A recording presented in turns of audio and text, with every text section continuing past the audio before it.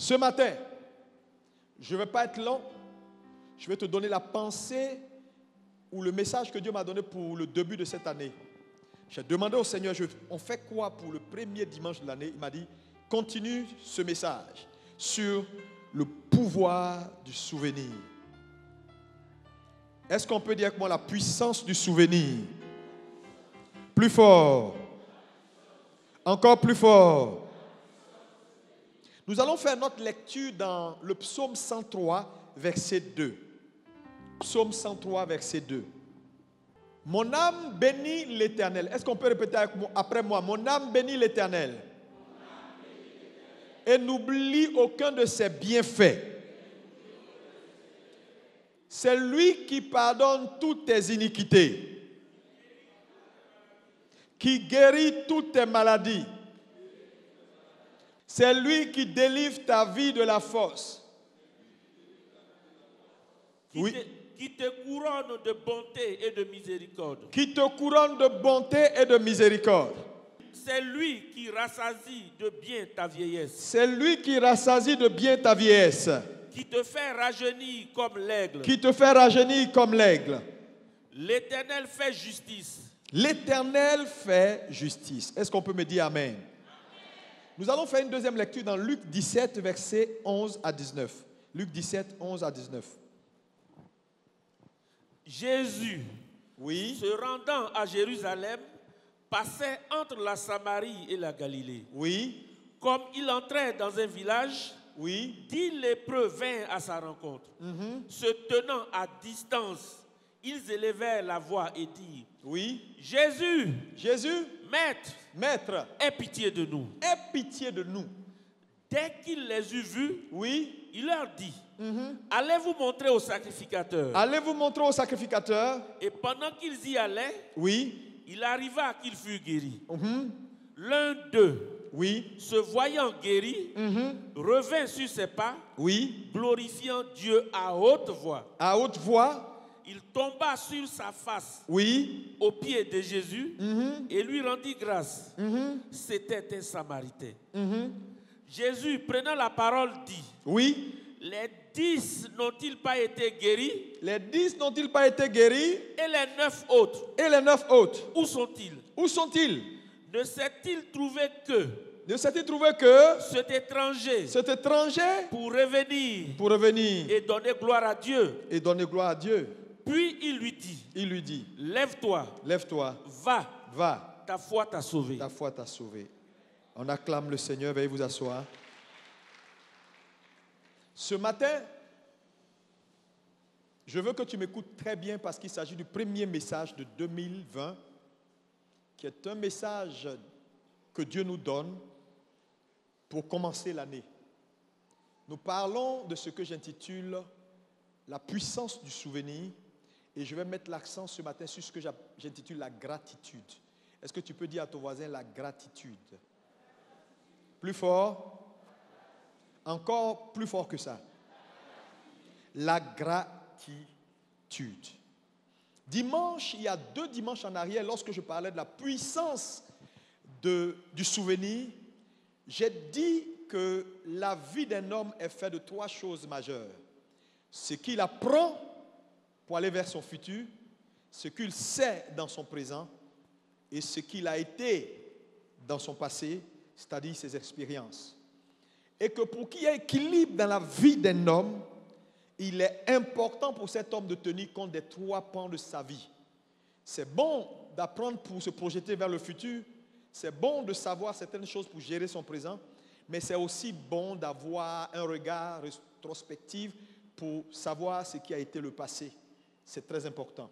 Donc vivre sans tenir compte de son passé n'est pas toujours bon, mais quand Dieu nous demande d'avoir du souvenir, ce n'est pas l'aspect négatif de notre passé, mais c'est dans ce passé-là, il y a toujours un message que Dieu nous donne pour bâtir le présent.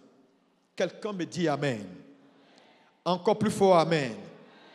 Et nous avons dit beaucoup de choses, vous pouvez prendre le CD. Ce matin, je vais parler de gratitude. La gratitude est quelque chose d'important et en ce début d'année 2020, il est important pour chaque enfant de Dieu qui me suit maintenant, que ce soit en ligne, que ce soit dans la salle, alléluia, c'est important de comprendre l'importance de la gratitude. Alléluia. D'abord, nous allons donc vous donner quelques définitions concernant la gratitude. Qu'est-ce que c'est que la gratitude? Lorsqu'on parle de gratitude, on parle de quoi? La gratitude ici est ou représente la qualité de la reconnaissance que nous donnons à Dieu ou à quelqu'un. Mais faites attention, je parle de qualité de reconnaissance. Ce n'est pas juste une reconnaissance, mais la qualité de notre reconnaissance. C'est ce qu'on appelle la gratitude. La gratitude est aussi l'expression ou la haute expression d'un sentiment d'appréciation. C'est-à-dire, on émet un sentiment d'appréciation, mais ce sentiment d'appréciation-là est vraiment distingué. C'est-à-dire, un sentiment, c'est l'expression distinguée d'un sentiment d'appréciation. Donc, il y a toujours cette notion-là qui qualifie la gratitude, c'est-à-dire le respect, distinguer ce que nous donnons, distinguer ce que nous apportons comme reconnaissance. Et en cette année, Dieu veut que tu aies de la gratitude. Regarde ton voisin, dis, voisin, Dieu veut que tu aies de la gratitude. Alléluia. Gloire à Dieu.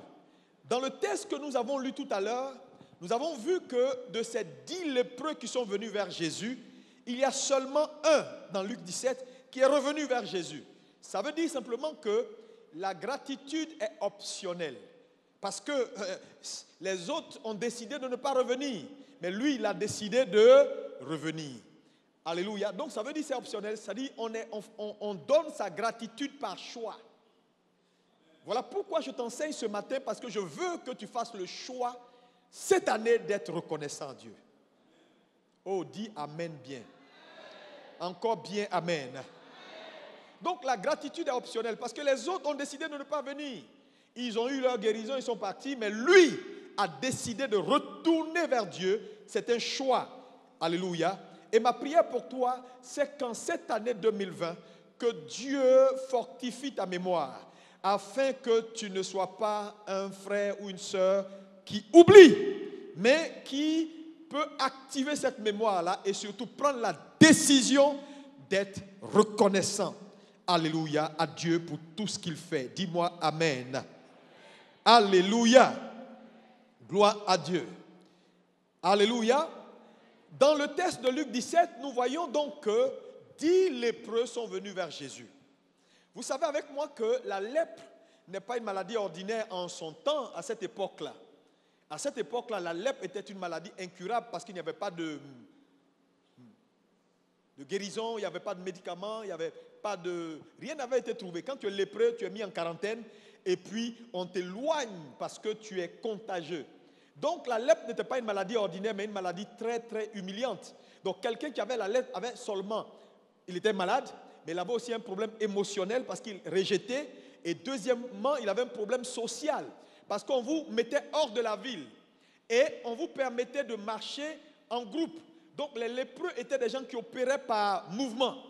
Vous allez voir qu'ils allaient en groupe et on leur demandait de dire impur, impur, impur. Pendant qu'ils marchent, ils doivent lever la main pour dire impur, impur, impur, impur, pour ne pas que les gens qui les rencontrent puissent interagir avec eux parce qu'ils sont contagieux.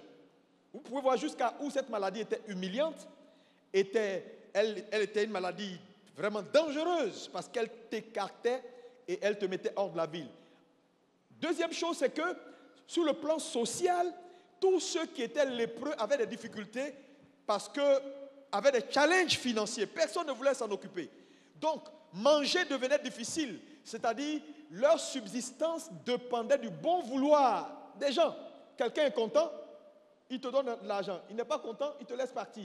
Voilà pourquoi, lorsqu'ils ont rencontré Jésus, ils ont supplié Jésus pour que Jésus leur fasse miséricorde. Ils ont demandé, aie pitié de nous. Ça veut dire quoi? C'est des gens, si on n'a pas pitié d'eux, ils ne peuvent pas manger, ils ne peuvent pas vivre, ils ne peuvent pas aller quelque part. Donc c'était une maladie compliquée.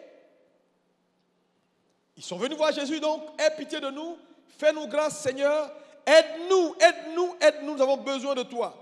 Jésus donc va donner une instruction claire, allez vous montrer au sacrificateur. Mais vous savez qu'en son temps, en Israël, pour aller voir le sacrificateur, c'est quand tu es guéri. Parce que c'est lui qui avait le mandat de constater ta guérison et de te réintégrer dans la société après avoir fait la purification. Mais ici, ils sont tous malades, ils arrivent devant le Seigneur dit, allez vous montrer. Mais ce qui me surprend dans le comportement de ces lépreux, quand vous lisez la Bible, il faut être très attentif à tout ce qui se fait. Ils ne discutent pas avec Jésus. Qu'est-ce que cela nous révèle? Cela nous révèle que ces 10 lépreux-là étaient des gens qui étaient familiers avec son ministère. Donc, qui avait une idée de qui il était, qui avait une idée de ce qu'il faisait déjà. Parce que quelqu'un te rencontre, tu connais la loi. Selon la loi, aller voir le sacrificateur, c'est quand je suis guéri.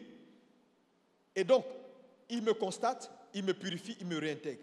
Mais là, moi, je suis malade, tu me dis, allez. Donc, ils n'ont pas discuté avec Jésus, ils ont agi sur sa parole parce que c'était des gens qui côtoyaient son ministère, donc qui étaient familiers. Sûrement, c'était peut-être des gens qui ont été même dans le ministère, qui ont été avec les foules, qui ont ramassé les chaises, qui ont aidé Jésus à faire des croisades, qui ont été là et qui ont donné coup de main à Jésus en son temps et qui peut-être sont devenus malades, ou qui ont observé de loin le ministère et ont apprécié le ministère de Jésus. Tu diras, mais pasteur, ces détails-là, quelle est sa raison d'être? Tu comprendras tout à l'heure pourquoi je mets l'accent sur ces points-là, parce que chaque chose dans la Bible a sa raison d'être. Quelqu'un me dit Amen. Que ton Amen soit plus fort que ton voisin. Alléluia. Alléluia. Jésus donc leur demande d'aller, ils arrivent chez le sacrificateur. Quand ils arrivent chez le sacrificateur, avant même d'arriver, parce qu'ils sont censés aller, avant d'arriver, la Bible dit sur le chemin, obéissant à la voix de Dieu, ils ont reçu la guérison. Mais parmi eux, un seul décide, comme c'était optionnel, de revenir sur ses pas. Qu'est-ce que la Bible dit? La Bible dit il rebroussa chemin. Il revint sur ses pas. Le mot revenir ici, ses pas veut dire il est revenu à l'état initial. Il a décidé de revenir dans son passé. Il est retourné dans son passé de lépreux pour donner de la reconnaissance à Dieu. Maintenant, chose curieuse, Jésus pose une question. Quand il arrive devant Jésus, Jésus lui demande, où sont les 9 autres? Quelqu'un me dit avec moi, où sont les 9 autres? Plus fort. Attends, pourquoi tu poses une telle question? Les gens sont venus te voir. Tu n'as même pas pris le temps de prier pour eux. Tu dis, allez vous montrer au sacrificateur. C'est tout ce que tu leur as dit. Maintenant, ils se montrent au sacrificateur. En temps, ils sont guéris sur le chemin. Et un revient, tu dis, mais où sont les 9 autres? Comme si tu avais dit, allez, et quand vous allez recevoir la guérison, revenez me voir. S'il avait dit, revenez me voir, cette question a son sens, n'est-ce pas? Vrai ou faux? Mais tu ne demandes pas à ce qu'ils reviennent et tu dis, où sont les 9 autres? En fait, la question de Jésus nous révèle que Dieu a toujours des attentes, même là où il n'a pas donné une instruction. Vous devez faire très, très, très attention dans votre marche avec Dieu. Ce n'est pas tout que Dieu vous dira. Je vois des chrétiens qui sont tout le temps en train de dire, oui, tant que le Saint-Esprit ne m'a pas dit de faire ça, je ne fais pas. Mon ami, tu seras surpris. Il y a des choses, Dieu espère que tu aies assez d'intelligence et que tu aies assez de spiritualité pour connecter avec sa pensée, pour savoir ce qu'il veut et ce qu'il attend de toi. Donc, quand il pose la question, où sont les 9 autres, ça veut dire quoi? Je leur ai demandé d'aller. Je suis conscient que s'ils m'ont obéi, ils verront ma gloire. Mais en même temps, je veux également que quand ils verront ma gloire, qu'ils reviennent me voir. Mais tout ça, c'est des non-dits. Donc la question de Jésus révèle qu'il avait une attente, mais c'est seulement un seul qui a décidé de faire ce qui était logique et ce qui était normal. Maintenant, le 1 là, sur 10, ça fait combien de pourcents? Ça fait 10%. Donc, 90% des hommes en général sont ingrats. C'est ce que la Bible est en train de nous dire. Faites vos statistiques. Vous verrez que sur une église, même de 1000, il n'y a que 100 qui sont reconnaissants. Les 900 autres là, 910, les 900 là sont tous ingrats. Ils manquent de reconnaissance. Vous savez, tout ce que vous voyez dans la Bible, la parabole des 10 vierges, 50-50, 50 qui vont partir, 50 qui vont rester. C'est l'image de la fin des temps. Quand vous voyez ce récit-là avec 90 ingrats, manque de reconnaissance avec un seul qui est revenu, c'est l'image de l'Église. Les hommes sont en général ingrats. 90% des gens sont ingrats. Voilà le message de la Bible. Mais Dieu a des attentes. Où sont les 9 autres? Quelqu'un me dit Amen.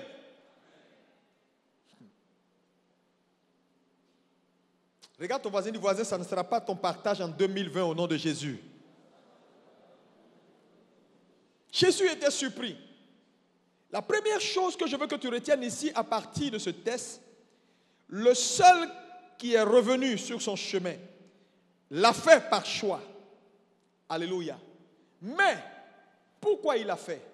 Parce qu'il n'a pas voulu que sa condition présente de homme guéri, homme en bonne santé, endommage sa mémoire.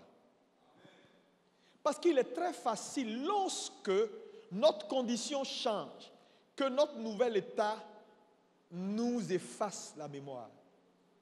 Je prie pour toi. Pourquoi Dieu me dit de te dire ça? Parce que ce qui va arriver sur ton chemin cette année sera trop. Mais quand tu ne seras plus célibataire, souviens-toi. Quand tu ne seras plus seul, souviens-toi. Quand tu auras les milliards, souviens-toi. Quand tu auras la maison bâtie et tu seras assis dans ton fauteuil en train de boire du thé dans un salon climatisé, que cet état d'exaucement, d'expansion n'efface pas ta mémoire. Oh, dis-moi amen et reçois la grâce au nom de Jésus. Parce qu'il est très facile, lorsque notre condition a changé, que notre mémoire s'efface. Il y a des gens ici. Quand tu étais célibataire, 1, 2, 3, pasteur, quand tu ne travaillais pas, pasteur, prie pour moi, voilà dossier, pasteur, ça c'est dossier embêtant, tu es devenu libanais, c'est dossier embêtant. Aujourd'hui, pasteur, je touche juste le dossier. Aujourd'hui, tu travailles. J'espère que ta mémoire n'est pas partie.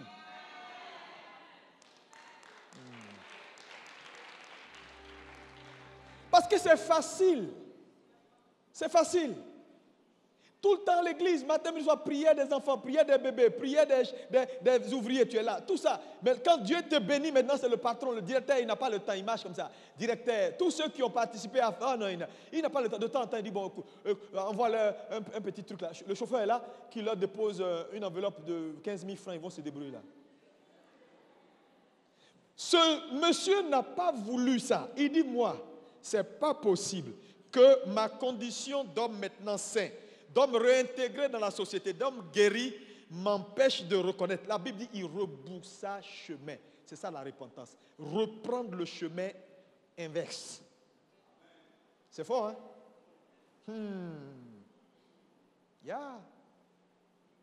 Maintenant, quand vous lisez la façon dont la Bible nous décrit la façon dont il est retourné, la Bible dit qu'il est retourné en faisant quoi? En louant Dieu avec de grands cris. Ça m'a choqué.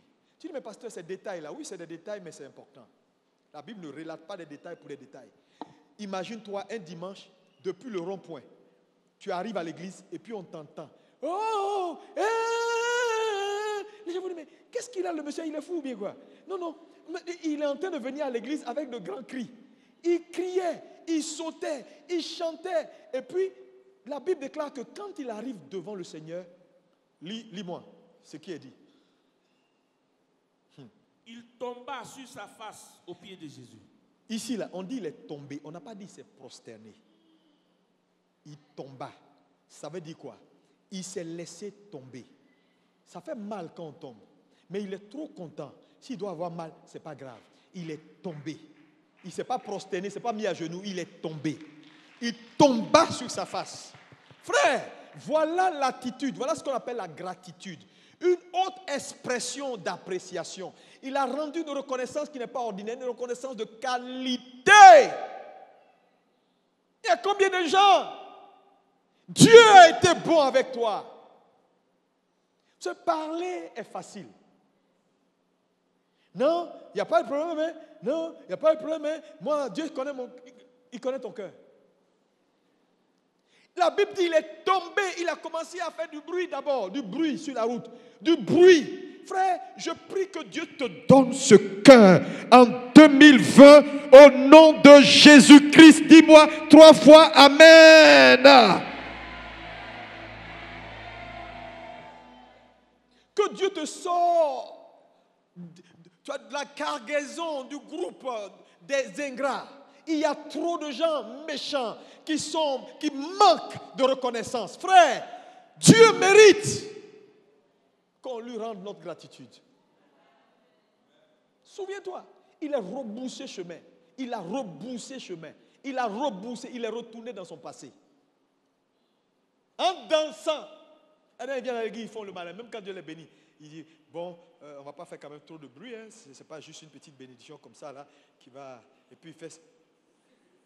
Regarde ton voisin, c'est dangereux. Hein. Tape-le, dis-lui. Si un voisin n'est pas prêt à t'écouter, là, il ne faut pas s'asseoir à côté de toi. On est ici, là, pour s'écouter. La Bible dit, soyez soumis les uns aux autres. Donc quand ton voisin te parle, là, il faut être... Tu te soumets, il écoute. C'est ça l'humilité.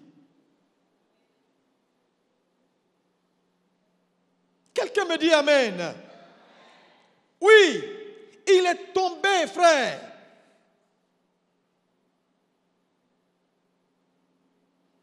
Vous savez, souvent, je vois des gens qui disent, oui, mais moi, ce que tu dis ne me concerne pas parce que moi, je sais que je suis reconnaissant, je sais. C'est vrai, il ne fait pas tout ce bruit-là, mais je sais, hein, c'est dans mon cœur. La question que je vais te poser encore une fois, que Dieu m'a permis de voir. Pourquoi Jésus demande à celui qui est revenu, où sont les 9 autres? Vous savez avec moi que Jésus est prophète. Hein?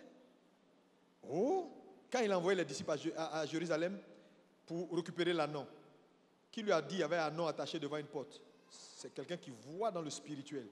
Il dit, allez devant une porte, il y a un anneau attaché là. Donc Jésus avait la capacité de voir le cœur des gens. N'est-ce pas? Et je suis convaincu que les 9 qui ne sont pas revenus là, il y a au moins un qui a dit, ah merci Seigneur, merci, je suis guéri. Ah, Dieu merci. Et puis il est parti. Donc si c'était suffisant d'avoir ça dans son cœur, Jésus allait dire à l'autre là, c'est pas grave, toi tu es revenu, mais les autres, j'ai vu leur cœur. Ils ont dit merci dans leur cœur.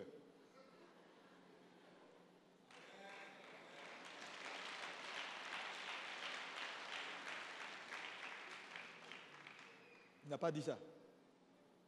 Parce que ça ne suffit pas d'avoir ça dans son cœur. Nous, on n'est pas dans ton cœur. Regarde ton voisin, on n'est pas dans ton cœur. Tes histoires que tout le monde connaît mon cœur. Dieu connaît mon cœur. Mon ami, nous, on ne connaît pas ton cœur. Et Jésus a exigé qu'il revienne comme le monsieur là, en faisant du bruit et en venant se prosterner devant lui pour lui dire merci. Il a aimé ça et puis il a demandé où les autres là sont. Pourquoi ils ne sont pas venus à toi pour faire ce que tu es en train de faire? S'ils avaient fait ça dans leur cœur, sûrement Jésus a dû voir. Jésus sait qu'ils ont fait ça dans leur cœur. Ok. Mais mon ami, ce n'est pas une affaire de cœur. Ce sont les œuvres d'un homme qui révèlent sa gratitude. La vraie gratitude est révélée par les œuvres.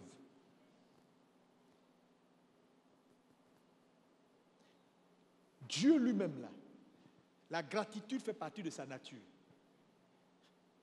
Oui, quand Dieu fait la création, on dit il fit les étendues, il fit la lumière, il fit ça, et à chaque fois Dieu répétait, et Dieu vit que c'était bon. Mais le mot c'était bon là, et Dieu apprécia ce qu'il avait créé, et Dieu rend grâce pour ce qu'il avait créé. En fait, pour chaque c'était bon, Dieu apprécie. Il crée et puis il rend grâce. Il crée et puis il rend grâce. Il crée et puis il apprécie. Il crée et puis il bénit. Ça, c'est le Dieu que tu sais. Il aurait pu dire, il crée et puis il dit rien. Mais quand c'est bon là, il dit, oh, extraordinaire. J'aime ce que j'ai fait. C'est joli, tu es beau, tu es mignon. C'est ça. La gratitude est une expression, est une expression, est une expression. Dis avec moi, expression. Ce n'est pas une affaire de cacher dans le cœur. Pasteur, je suis avec toi, je t'aime, mais tout ça dans mon cœur. Dieu connaît nos cœurs. Laisse tomber, quand on sera au ciel, tu verras. Frère, c'est maintenant ici on veut, pas au ciel.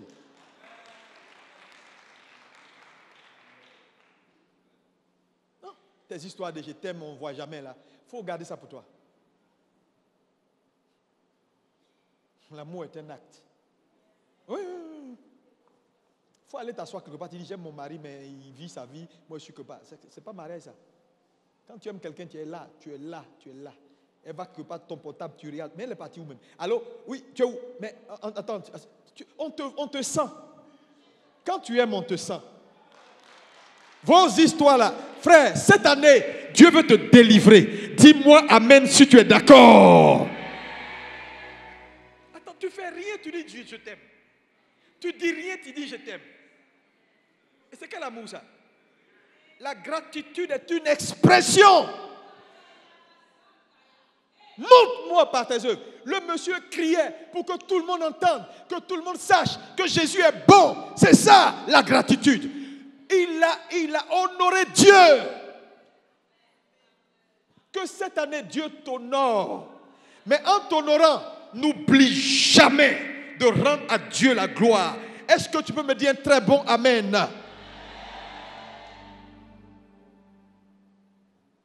Alléluia. Lis-moi Deutéronome 8, verset 18.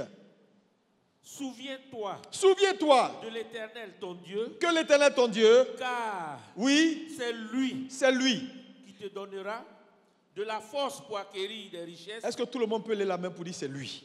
C'est lui. Plus fort, c'est lui. C'est lui. Frère, on dit souviens-toi car c'est lui. C'est lui, oh, c'est lui. Les gars, c'est lui. C'est lui. La reconnaissance. Quand on veut rendre grâce à Dieu, donner la gloire à Dieu, frère, on paye le prix. Donc la gratitude à avoir avec l'œuvre que tu fais. Sois reconnaissant. Cette année-là, Dieu va te bénir. Oh. Tu vas posséder de nouveaux territoires. J'insiste sur ça, posséder de nouveaux territoires.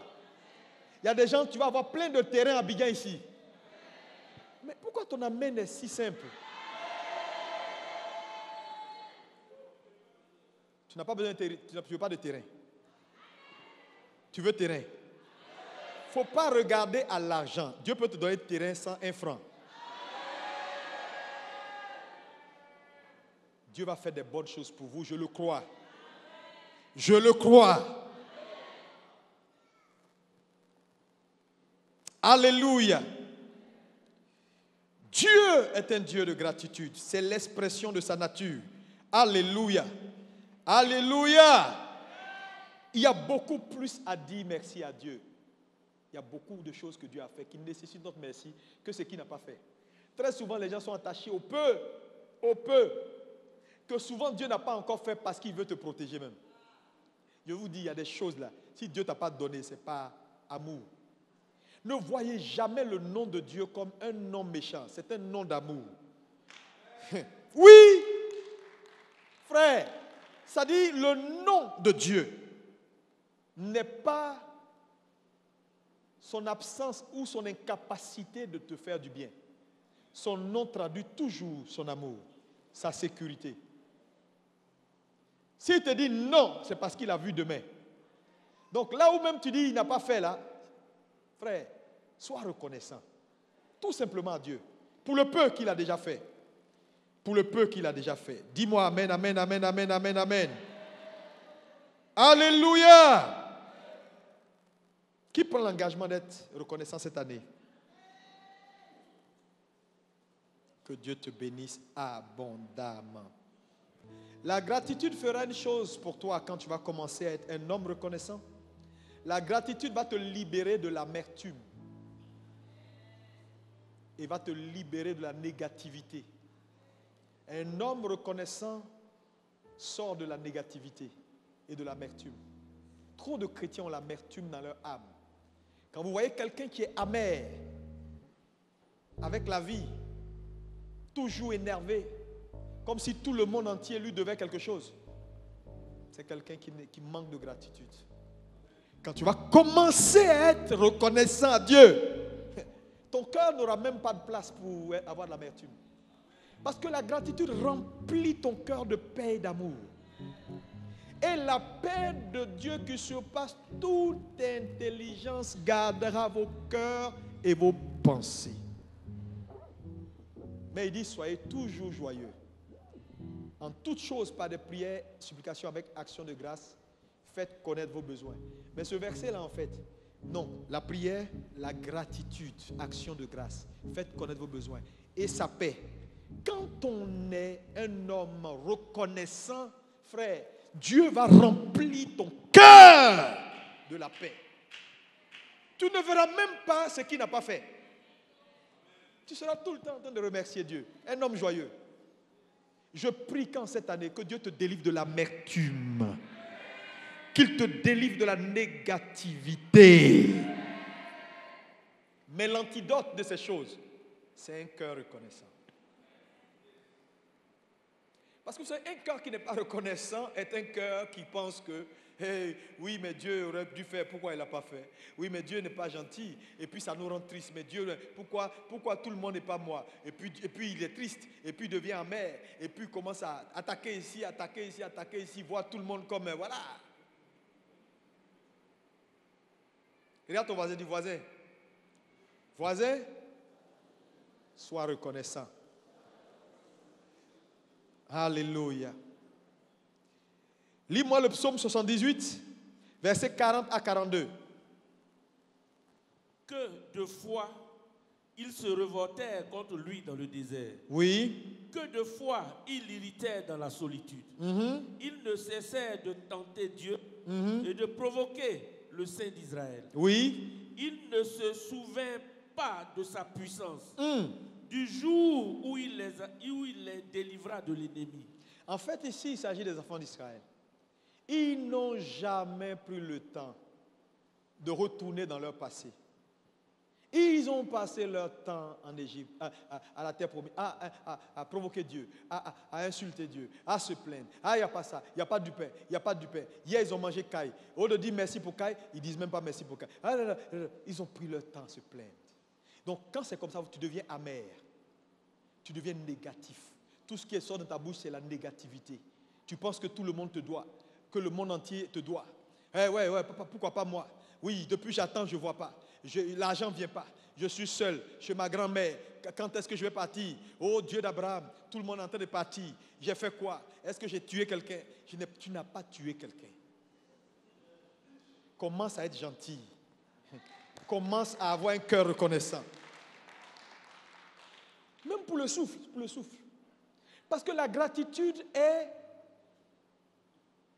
la garantie pour l'exaucement de demain.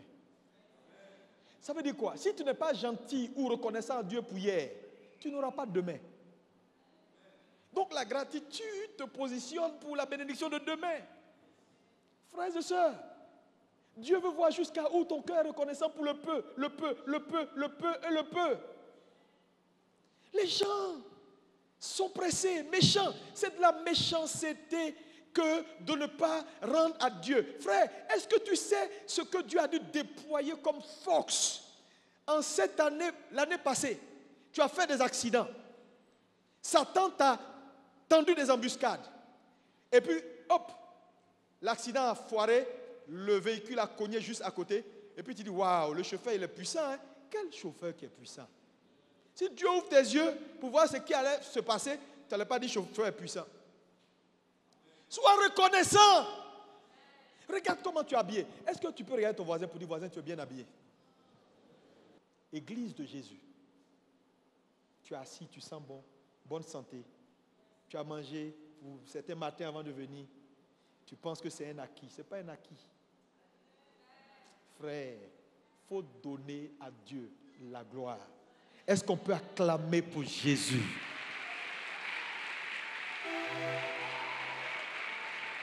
Thank you, Jesus. Merci, Seigneur. Que la gloire te soit rendue parce que tu règnes au siècle des siècles. Alléluia. Alléluia.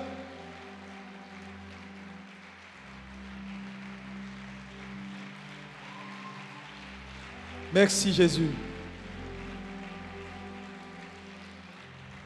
La gratitude fera tout pour toi. Merci. Asseyez-vous. Je vais terminer bientôt. Je ne vais pas être long ce matin. La gratitude va te libérer de l'inquiétude, des soucis de la vie. Moi, je refuse de m'inquiéter. Je suis toujours content. La bénédiction d'aujourd'hui me suffit. Demain, je sais qu'il y en aura une autre. Je suis content avec. Il y a des amis que tu as connus qui sont partis. Ils n'ont pas eu, tu n'as pas plus de mérite qu'eux. Sois reconnaissant. La gratitude est une haute expression de l'appréciation. Maintenant, si la gratitude est aussi importante, pourquoi les chrétiens sont ingrats et manquent de reconnaissance? Pourquoi? Qu'est-ce qui fait que les gens manquent autant de reconnaissance à Dieu et aux gens? Je te donne 3 raisons majeures. Numéro 1. Raison numéro 1. Les gens, en général, manquent de reconnaissance ou manquent de gratitude lorsqu'ils arrivent à un point où ils pensent que le bienfait qu'ils reçoivent là, ils le méritent. Est-ce que vous n'avez jamais vu quelqu'un à qui vous décidez de faire du bien et puis il dit, c'est tout ça que tu me donnes? Tu ne pouvais pas faire mieux que ça? Attends, je veux comprendre. Je me lève, tu n'as rien. Je décide de te faire du bien. Et puis le gars, il te regarde, il prend ton argent. Il dit, mais tu aurais dû faire mieux? C'est ça seulement que tu me donnes?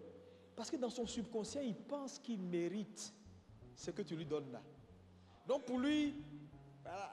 Donc quand quelqu'un est dans une disposition où il pense qu'il mérite la bénédiction que tu lui donnes là, il est ingrat. Tu leur fais du bien. Au lieu de te dire merci, il dit mais c'est petit. Parce que pour lui c'est normal.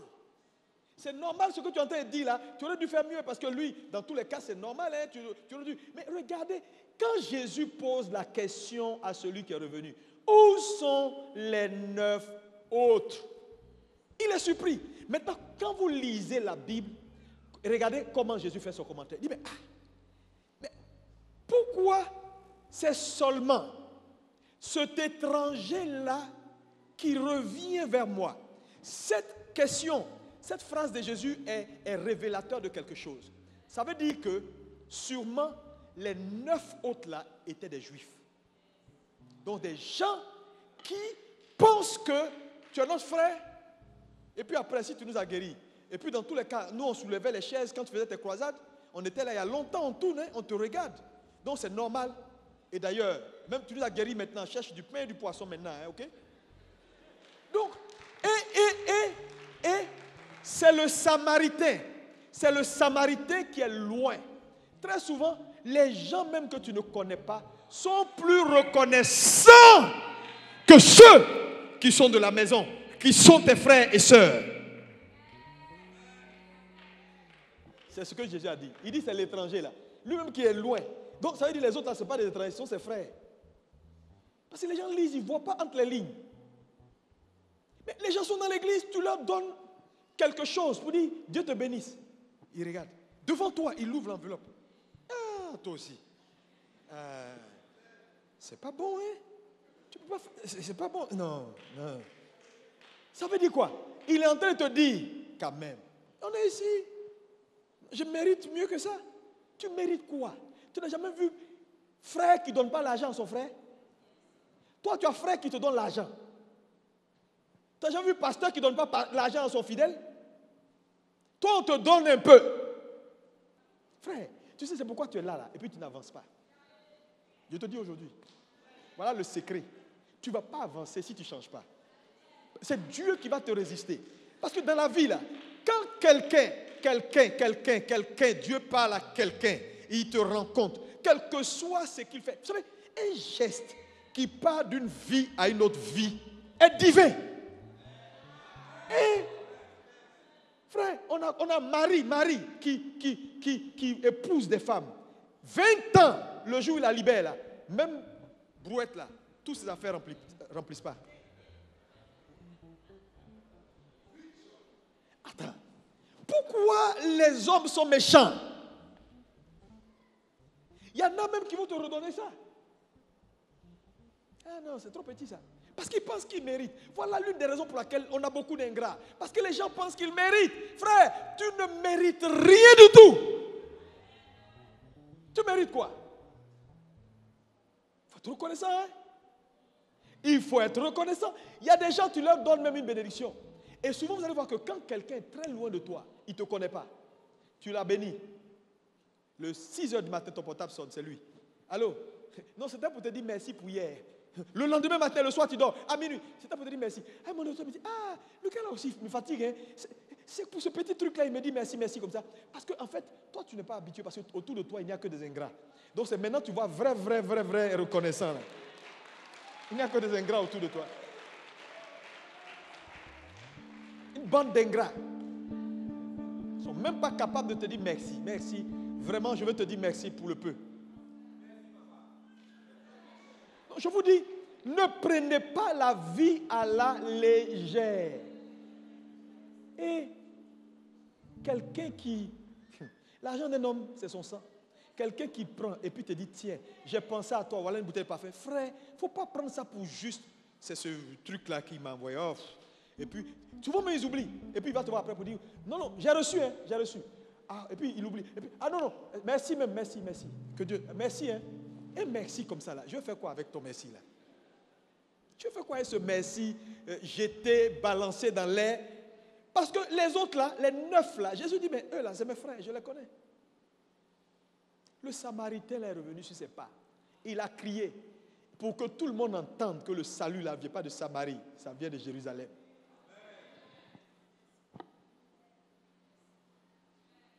C'est pourquoi, quand tu es entouré d'ingrats, tout est bien fait là, personne ne va voir.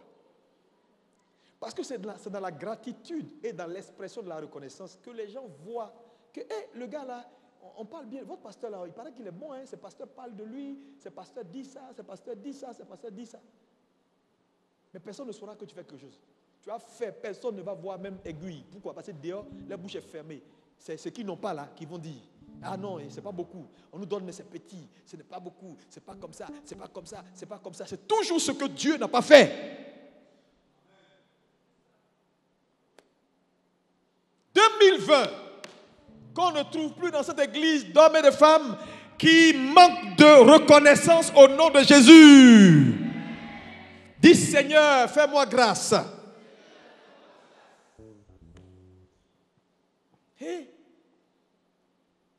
Frère, la reconnaissance, c'est la semence pour beaucoup. Tu n'es pas reconnaissant? Hey. C'est pas bon, hein? Ce n'est pas bon du tout, à quelque niveau que ce soit. Même dans une position de responsabilité, que quelqu'un te prend et te met sous-directeur, il te met directeur. Frère, il faut remercier Dieu et dis-lui merci. Il ne faut pas dire, mais attends, c'est normal, hein? C'est normal. Donc quand les gens pensent qu'ils méritent la chose, ils ne sont pas reconnaissants. Voilà pourquoi les hommes en général ne sont pas reconnaissants. Surtout l'Église. Parce que c'est dans la maison. Et Jésus a eu le même problème. Je vous le dis. Il a eu le même problème. Mais ce n'est pas une bonne chose. Il faut des femmes et des hommes reconnaissants dans la maison de Jésus. Ils sont tellement habitués. Il y a combien de gens, même quand Dieu te parle et qu'on t'a donné un message, qu'en temps normal, tu vas lire la Bible pendant 100 jours, tu ne peux pas comprendre. Et qu'on t'apporte une telle révélation qui illumine ton esprit pour ton futur. Il y a combien de gens même qui savent dire merci? Pasteur, vraiment merci, on a aimé ton message. Pour qui se dit, donc il faut que je continue à travailler parce que les gens apprécient. Il y a des gens, ils vont faire 365 jours, même bonjour, merci pasteur, ils ne vont pas dire. Vous êtes des hommes, un jour ça va arriver. Ils vont vous faire ça, vous allez voir si c'est bon. Jésus a réclamé. Il dit, où sont les 9 autres? Mais tu ne viens pas, c'est ton problème. Mais il a réclamé. Il a réclamé. Il dit, d'où vient que ce soit? C'est le Samaritain, la seule, qui est revenu sur ses pas. Il dit, va, ta foi t'a sauvé. Ça veut dire quoi? L'acte de gratitude est un acte de foi. Un ingrat n'a pas de foi. C'est ce que Jésus nous révèle dans la fin de son discours. Ce que le monsieur l'a fait là, c'est l'expression de sa foi. Les autres là, tu vas voir, ici peu de temps, ils vont redevenir lépreux. Oh. Attends, tu ne comprends pas les choses. Il dit, je dis les 9 là, si, c'est parce que la Bible n'en parle pas. Je suis sûr, ils vont se tromper. Il y a un qui va aller se promener, va saluer un lépreux et va prendre lèpre encore. Il dit, ils vont tous redevenir lépreux un à un. Parce que tu sais, ta gratitude est tu n'as rien. Mais ta gratitude est ce que tu prends pour échanger ta bénédiction. C'est ton salaire, c'est-à-dire c'est ton, oh je cherche le mot. Oh. En jurisprudence, c'est ce qu'un homme paye qui lui appartient. On te donne une guérison, si tu n'as pas payé, tu peux ne pas avoir l'argent, mais si tu as la gratitude qu'il faut, la chose reste avec toi. Deuxième raison qui fait que les gens sont ingrats et manquent de reconnaissance. Les gens deviennent ingrats et manquent de reconnaissance quand ils prennent le crédit de ce qu'ils doivent rendre à Dieu. Un exemple. On te fait du bien. Au lieu d'être reconnaissant, tu n'es pas reconnaissant. Donc tu prends le crédit. Et tu justifies la reconnaissance par le fait que j'ai quand même des talents. J'ai la compétence. Donc si j'ai un tel salaire, c'est normal. Tu n'as pas vu quelqu'un qui travaille, qui a compétence, qui n'est pas payé? Tu n'as jamais vu ça? Et c'est ta compétence qui te donne ton salaire. Tu veux que Dieu te rende bête? Va demander à Achitophel. Non, je suis une très bonne cuisinière. Donc, tout ce qu'on me dit là, les compliments, c'est normal. Quand je mets mon doigt, pasteur, c'est terrible. Hein? Mes doigts que tu vois là, quand je mets dans quelque chose. Oh, mais ta nourriture est incroyable. Hey, merci. Mais là, je n'ai rien fait. Hein? Je te dis, je n'ai rien fait. Si je te fais un truc, tu verras. Tu veux que Dieu coupe tes doigts? Les voleurs vont t'attraper, vont couper tes doigts. On va voir où tu vas être bonne cuisinière. En fait, quelle que soit la compétence, quelle que soit l'expertise, quelle que soit la voix, les yeux que tu as et que tu as, frère, Dieu d'abord. On a vu des professeurs d'université, PhD, ils marchent à pied, ils n'ont même pas de voiture. Donc, ta compétence, ça c'est quoi? Non, je suis une très bonne femme. Mon mari, ton mari il est bien. Ah non, mais pasteur, je ne joue pas. Hein. Je sais le tenir, Tu sais le tenir. Ok. Il faut continuer à savoir le tenir. Il y a des femmes plus expertes que toi. Un matin, le gars a disparu. J'ai dit, quand un crédit vient vers toi, il faut esquiver le crédit. Même si c'est ton talent, ton intelligence qui t'a donné, il faut dire, ne cherche pas palable. Parce que tout ce qui compétit avec Dieu, Dieu détruit la chose. 2020, arrêtez de prendre le crédit qui revient au Seigneur. Quand tu vas commencer à être vraiment un homme de cœur, avec beaucoup de reconnaissance, ta vie va shifter dans une gloire. Parce que Dieu a intérêt, vous savez, c'est normal, un père, tout fils qui te donne le crédit de ses batailles, de ses victoires, ce n'est pas un fils que tu aimes. Aïe. Tu es là, et puis on vient, on te dit, merci pasteur, merci pasteur. Tu dis, merci. Pasteur, tu ne te rappelles pas? Hier, ton fils m'a envoyé 50 000 francs et il dit, tu lui as dit de me donner. Et puis tu dis, oui, non, que Dieu te bénisse. Toi-même, tu es au courant de rien. Un tel fils-là, tu vas ici, on dit, le fils est venu visiter. Quelqu'un te voit, il t'attrape tes pieds, il dit, oh pasteur, merci. Tu dis, à quoi? Tu dis, non, vraiment merci, j'ai reçu le sac de riz, j'ai reçu les frères de l'église. Ils sont venus, ils disent que tu les as dépêchés. Quand tu as appris que ma maman était décédée, tu les as dépêchés. Ils mangeaient même, tu leur as dit de laisser la nourriture pour venir me voir. Et pasteur, vraiment ça m'a touché. Hein. Ils ont laissé même, il y avait un sort sur sa main. On te dit ça là, ces gens-là, tu ne vas pas les aimer? Ça dit crédit qui est pour eux là, toi tu dormais. Mais ils t'ont donné tout le crédit. Et tout le monde est là. Oh, vraiment, pasteur.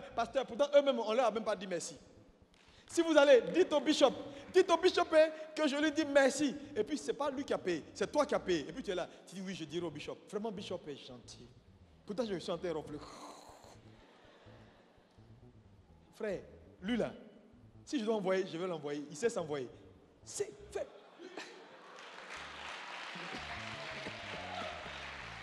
La gratitude. Il refuse de prendre le crédit. Quand un homme sait donner le crédit à Dieu, c'est comme ça que Dieu le bénit. Ne prenez jamais les crédits que les gens vous donnent.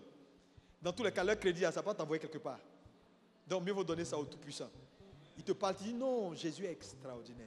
Tu vois cette maison? Le Seigneur m'a inspiré. Le Seigneur a fait ça. Puis tu crées ton témoignage là, tu lui donnes. Et puis il va dire,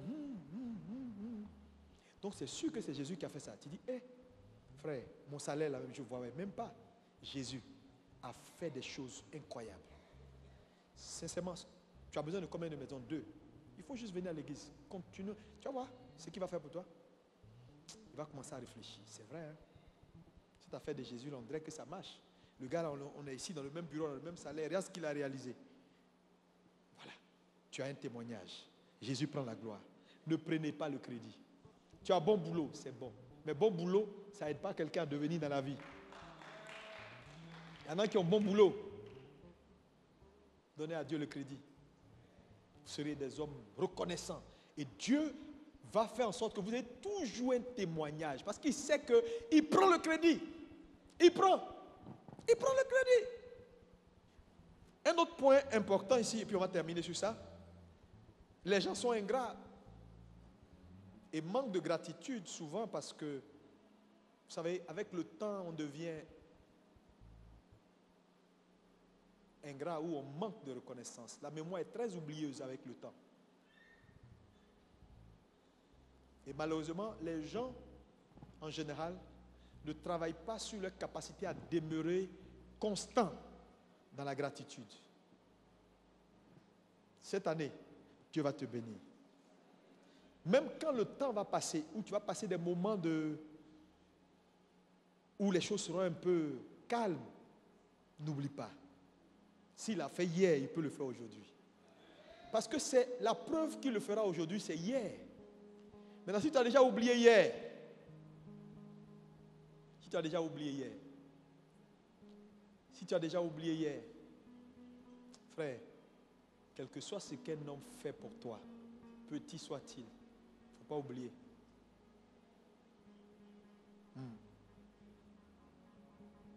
Parce que le temps rend les hommes ingrats. Dans Genèse 40, verset 23, le chef des échansons ne pensa plus à Joseph. Il l'oublia. Quand il est sorti de prison, souvent les gens, quand ils sont en face de toi dans ton environnement, ils vont dire, pasteur, non, on est ensemble. Pasteur, on est ensemble. Mais quand, avec la distance et avec le temps, les gens deviennent oublieux. Quand il est sorti, la Bible dit, il oublia Joseph. Je prie que quand Dieu va te bénir en cette année, quand tu auras ta maison, quand tu auras ta voiture, quand tu auras les milliards, n'oublie pas ton église. Que ton amen soit plus convaincant que ça. Il y a des gens ici, ce mois de janvier, Dieu va te visiter avec de gros finances. Mais je vais vous dire une vérité qui est biblique. À chaque fois que Dieu veut bénir une entité, une nation, une église, Dieu choisit des individus et il les bénit. Parce que dans ce que Dieu donne à un individu, si moi je suis en Côte d'Ivoire que Dieu me bénit, je paye mes taxes. Donc quand je suis béni, la Côte d'Ivoire est bénie. Vrai ou faux? Donc quand Dieu va te bénir, l'église est sûrement bénie parce que tu envoies ta dîme, tes offrandes, au-delà de la dîme qui est juste un devoir de citoyen du royaume. C'est normal, tout citoyen normal apporte sa dîme. On apporte à l'Éternel la dîme.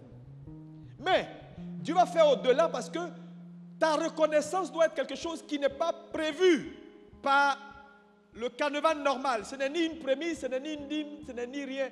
C'est juste mon cœur qui décide de donner ces 500 millions-là à l'église parce que je viens d'avoir un contrat de 1 milliard 500 000 francs. 500 000, je ne sais pas, CFA. Tu as eu 5 milliards, ok, disons, je viens d'avoir 5 milliards. Donc je donne 500 millions à l'église. Parce que je veux que l'église aille vers sa destinée en accomplissant le mandat. Et donc, quand chacun comprend ça comme ça, l'église ne manquera pas de moyens pour les objectifs que Dieu lui a assignés. Parce que je vais vous dire la vérité, l'église, c'est vous. Les ressources de l'église, c'est vous. C'est quand vous êtes béni que l'église est bénie. Donc, une église est faible ou est fort par la libéralité de son peuple. Que votre amen soit plus fort. Donc, plus vous êtes libéral, plus vous êtes bon avec votre église, plus la capacité financière de l'église augmente, plus elle peut réaliser de grandes choses. On a journée de miséricorde, on a les croisades de proximité. Ce n'est pas moins une croisade qu'on fait de proximité. Si on n'a rien dépensé, c'est au moins 4 à 5 millions. Une journée de miséricorde, là où on donne à manger, on soigne les gens, on leur donne des médicaments gratuits. On a ce programme-là, mais elle n'est pas encore d'ampleur pour des raisons de ressources. Donc vous comprenez que vous êtes des partenaires importants. Quelqu'un me dit amen. Parce que l'église n'a pas une subvention qui vient des États-Unis ou qui vient de quelque part. C'est son peuple qui est sa force financière. Et donc, il est important que vous soyez reconnaissants pour que Dieu vous bénisse. Et en vous bénissant, c'est l'œuvre de Dieu qui grandit et qui augmente en pouvoir et en capacité. Est-ce que quelqu'un peut me dire encore un bon amen? Frère, 2020, on veut faire plus que ce qu'on a fait en 2019. C'est pourquoi je souhaite à tous ceux qui font les affaires, qui travaillent, qui sont sur les marchés publics, soyez les premiers sur vos concurrents au nom de Jésus. Que la grâce de la multiplication vous soit accordée au nom de Jésus. Mais, quand Dieu vous bénira, parce que ce sera sûr qu'il le fera, lorsque Dieu vous bénira, souvenez-vous de votre église. Souvenez-vous. Souvenez-vous. Souvenez-vous. Souvenez-vous. Regarde ton voisin, dis voisin. Attrape sa main, dis voisin. Lorsque l'Éternel te bénira, en cette année, augmentera ton or, ton argent, ta santé. Souviens-toi de ton église. Souviens-toi de la maison de l'Éternel. Souviens-toi de ces oins au nom de Jésus. Amen. Est-ce qu'on peut acclamer Jésus?